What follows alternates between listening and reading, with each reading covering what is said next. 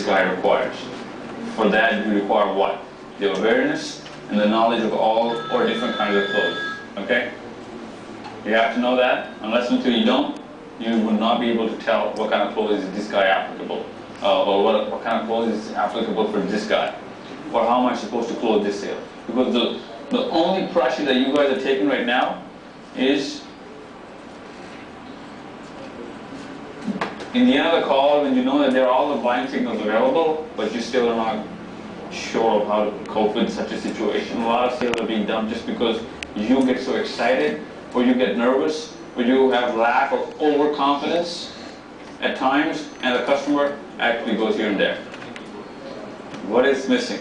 Missing is awareness of what kind of clothes that you possibly can apply to this guy or this call. Or most of the salespeople in the world, they only know one clothes, and they know that they can do it so well they don't even need it anymore.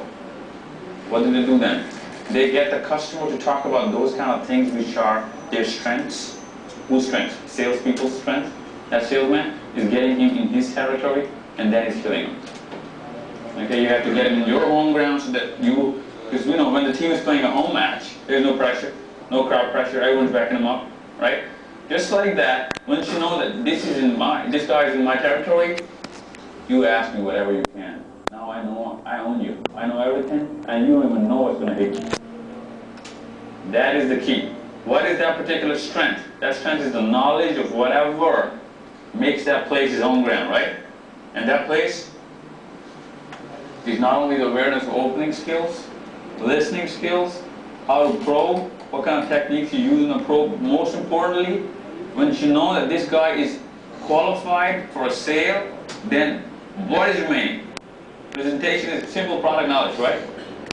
Close. That is the only thing that you require as a salesman to know that as soon as you're in the later half of the call, you own that customer. There is no way that this is not going to be a sale. Most of you guys, what is your average call time, talk time? On a call, how long do you spend on it? Jim? Call time, average call time. 4 minutes, 3 minutes. Okay, that's not bad. 4 minutes? That's a lot of seconds of talking, right, Taylor? Yes, sir. Same here? 4 minutes? 4 or 5? 5. Jennifer?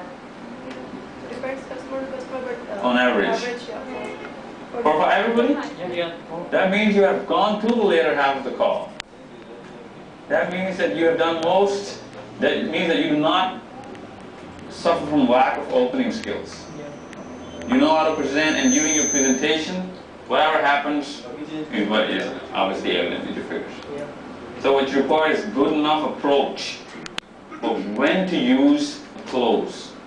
You require two things. The approach of how to use a close and the awareness of what kind of closes there could be possibly available at your disposal, right?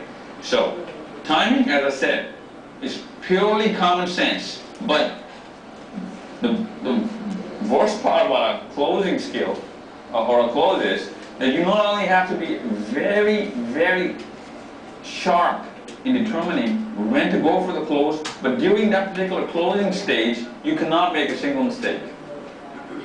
Okay, you have to be really aggressive, and you let one pin down, he's gonna pound you like as if he's the salesman, you were the customer, and you're gonna buy everything you have to sell at that time. Alright, I tell you this right now, whatever sale dump that you possibly have had, you will know that that is exactly what happened. You were not actually aware of how to break this wall because you were at a dead end, and you were only thinking about how to get away from that situation. You're not thinking about a sale.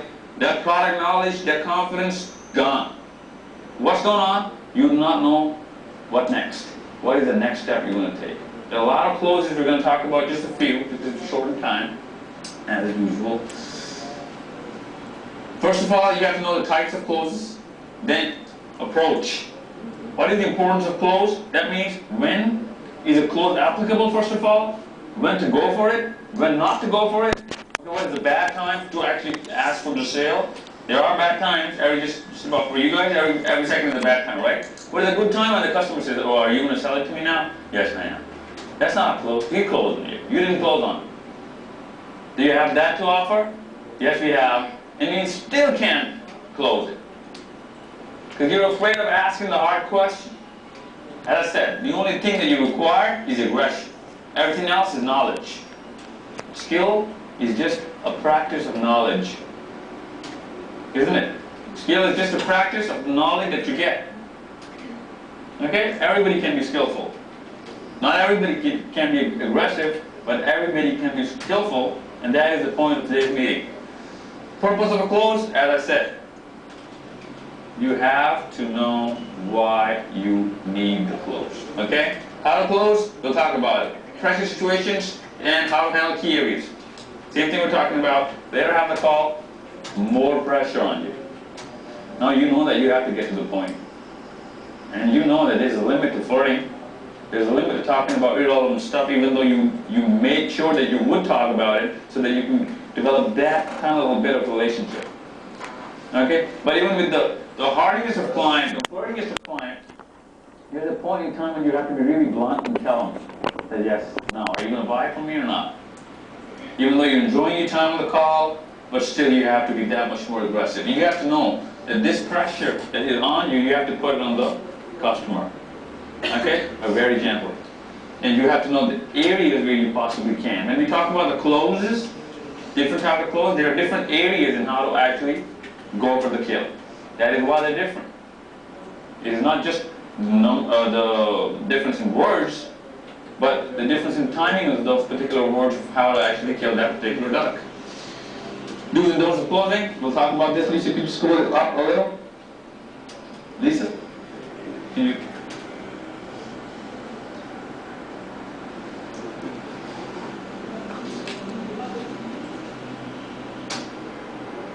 Okay.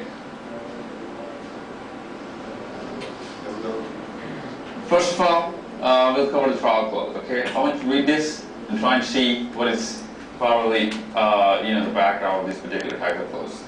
This module of this is of the highest importance as skillful questioning. Skillful questioning, not questioning, skillful questioning. That means not just logical, but properly timed questions. That skill of questioning skill is type of questions. You want to ask a rhetorical question, direct question, overhead question, indirect question, open-ended question, tie-down, direct questions, close-ended questions. You know what I'm saying? Different types of questions you have to know. Otherwise, you can know all the types of closes, but you cannot close even one. You have to know the types of questions. Once you know the skill of questioning, and then you listen and pay attention to what is the time or when to ask the question. That's simple. So all you need is a lot of knowledge and very little time to apply that knowledge. Because you're taking about what? 240 seconds in a call? Right? Now, the agent should have all the knowledge and ability to utilize questions, listening, and all the other skills that are prerequisites to support the effective training of closing the sale. Now, we all know the types of questions. Right? We know what a rhetorical question is. We know what a direct question is. We know what an indirect question is. We know what an open-ended question sounds like. When you say, how do you interpret that in your, or may I ask what are you assuming? Or can you explain that further? These are all open-ended questions which require speech from a customer.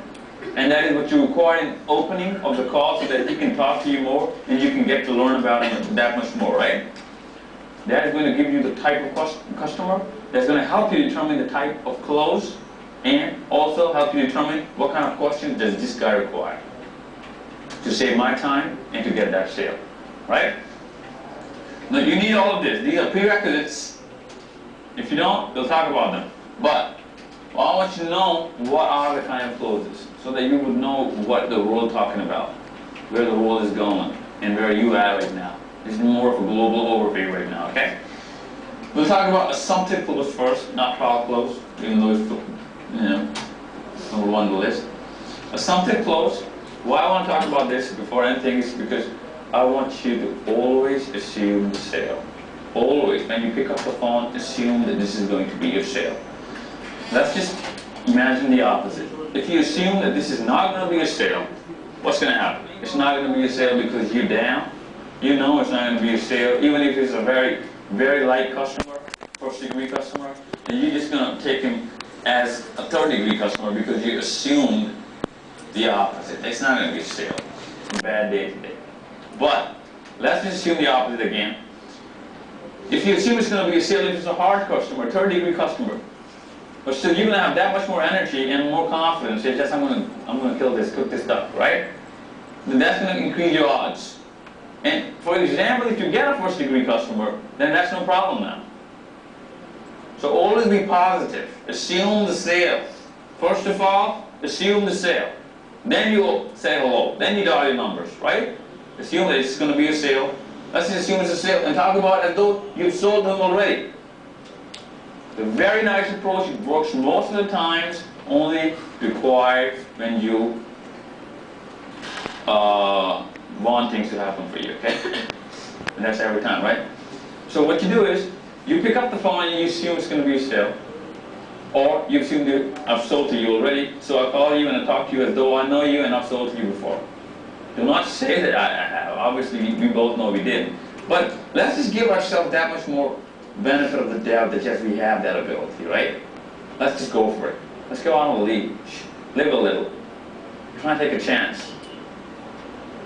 Do this and you will know the difference in results. Let's come back to something close now. If you know, and that has nothing to do with something close though. Okay? Something close is the part of the call in which you are now asking for the order. Assuming that yes, he wants it, since he's listened to your presentation now, you go for questions which relate to after sales. Like, if I send it to you now, would this be the right address? You know what I'm saying? He didn't even say he's going to take it. Yes, this is going to be the right address. He knows that you're assuming the sale, don't worry about it. But he does not know that this is a close that he's going into. Okay? Will this be the right address? Yes, this could be the right address, but why are you asking this? Oh, I'm asking you this because if you did get this set, you know, I don't want to miss out on any kind of details. But I don't want this set. Now that's an objection. If you did not cover that, then do not go for the close. Got it?